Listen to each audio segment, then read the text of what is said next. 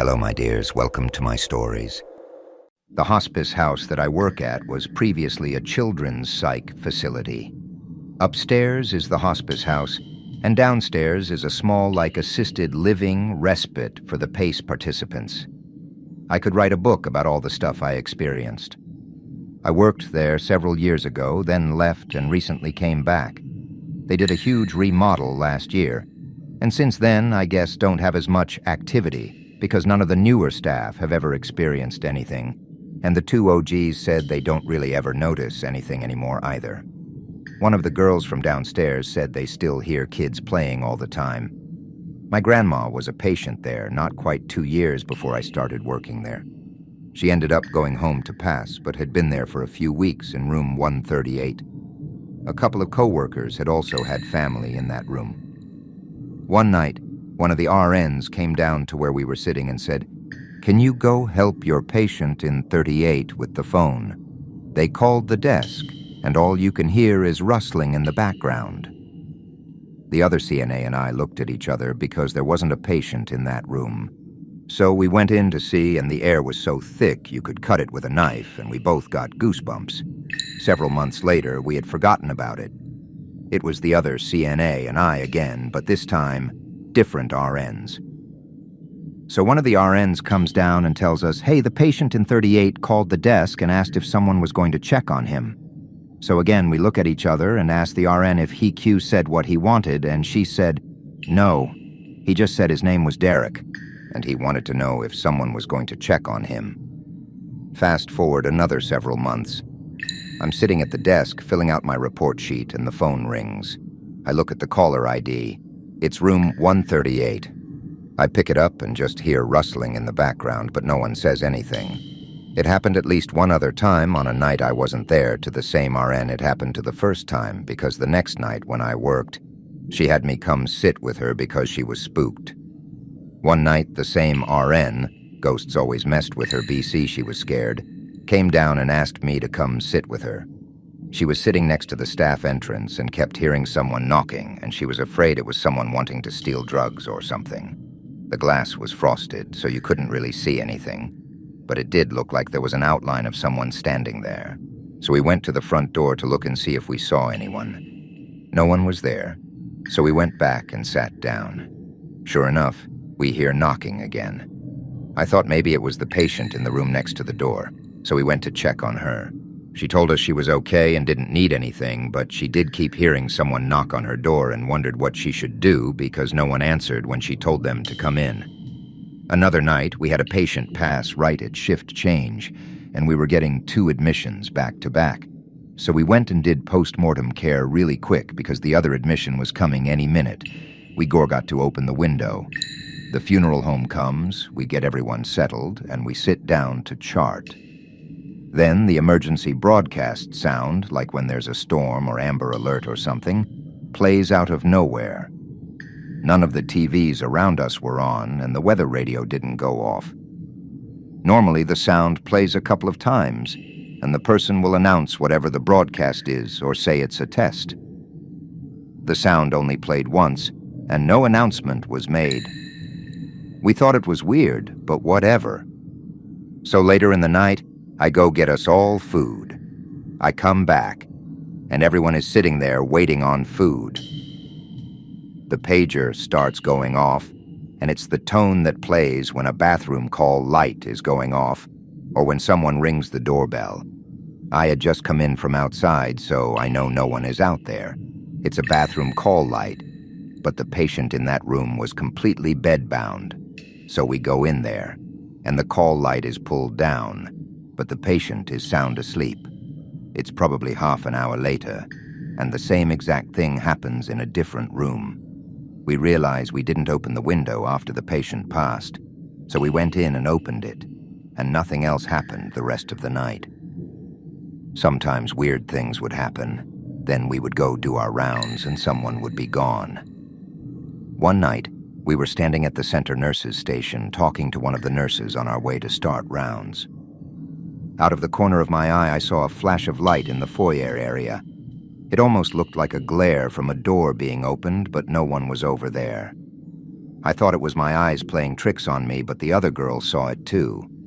So we go down, and in the first room we go to the patient is gone. We let the nurse know, and she doesn't believe us because she had just checked on him 5 minutes before and he was still alive. I'm a psychiatric nurse. Early in my career, I worked at a residential mental health facility. There was a resident I'll call Marion Duchesne. He was an elective mute, which simply means that he couldn't talk, but there were no pathological findings as to why. He had spoken earlier in his life and in fact seemed quite normal back then, with the notable exception of being close to 7 feet tall. He'd been raised in the Deep South and joined the military when he was 19. After boot camp, he was stationed somewhere in the South. One night, he just vanished. It was declared an AWOL for years, and finally he was declared missing and dead. 10 years later, a 7-foot-tall man walked into a VA hospital emergency room in my part of the Midwest and said to the receptionist, "My name is Marion Duchesne, and I've been dead for 10 years. Those were the last words he ever spoke. He was covered with dust, and he was wearing the same clothes he'd been reported to be wearing the night he vanished. His social security number had not been used, and he had no identification on his person. However, they were able to identify him, I guess via fingerprints. He was well-fed and in good health except for his refusal to speak. The family was notified, but they said they had already grieved their lost man, and that whomever was claiming to be him simply could not be. They said he was a haint and a stand-in for their dead relative and demanded not to be contacted again." Marion paced all day, every day. Not in a frantic way, but just lumbering up and down the halls and outside. He smiled all the time and would be moving his mouth in a way that indicated talking or muttering, but he was dead silent. He had an unnerving habit of throwing his head back with his mouth wide open as if he were laughing heartily, but not even a breath could be heard. If told to go to the dining room for a meal, he'd go and eat. But if nobody told him, he just kept pacing, never indicating hunger. If offered a cigarette, he'd smoke it in an oddly formal way, almost delicately, if that makes sense. But he never seemed to crave smoking. The man wanted nothing. If I talked to him, he appeared to listen, periodically throwing his head back in that laughter-mimicking way of his. There was nothing to do for this man. Various medications were tried, but they did not affect him either positively or negatively. Occupational therapy did nothing because Marion would just grin, and unless told to stay put, he'd get up and start pacing again. On my last day at that job, on my way to something better, the last thing I saw was Marion pacing in the parking lot, throwing his head back to laugh. Later, I wondered if all along I'd been dealing with a ghost. All these years later, I still don't know. Growing up, my maternal grandmother and I were always pretty sensitive to paranormal stuff, but my mother was not. She thought her mom was a crock, and she was sure I was making stuff up, just as a preface. So while Mom was in nursing school, she worked as a home health aide. She got a pretty cushy gig working with this disabled woman named Mary. I was too young to know what was wrong with Mary, but looking back now, I would guess she was someone who was mentally 5, though she was in her 50s. Mary's parents had provided well for her, left her with her own giant, beautiful home fully equipped for a handicapped person, enough money in a fund to finance care, etc. So Mom was one of only 4 staff to work with Mary, because she did not like new people. 2 midnighters and 2 day staff. She received around-the-clock care, but Mom was able to bring Mary home with her, so we spent a lot of time with Mary as a family. Mary was sweet and very kind.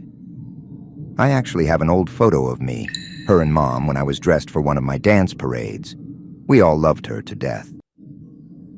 One morning, on a day Mom was off work but had school, she got up in a rush and ran downstairs. I thought she was late to school, so I went down with her to help her get what she needed to leave. But she was on the phone, dialing people who were not answering her. I will never ever forget this. Mom was shaking and crying, blubbering to herself without making any real sense. She finally slammed the phone down on the table and put her hands on her face, and I asked her what was wrong, She told me she had woke up to Mary at her bedside, patting her hand the way she did when she was very pleased with something Mom did. But when she sat up in bed, Mary was gone. The phone rang, and it was the nurse at the house. Mary had passed away the night before. She came to tell Mom goodbye. She still never believed in the paranormal, but she did quit nursing school and never worked in home health again. She never said. But I got the sense she couldn't handle another Mary happening to her again. My mom was pretty stoic, but that broke her.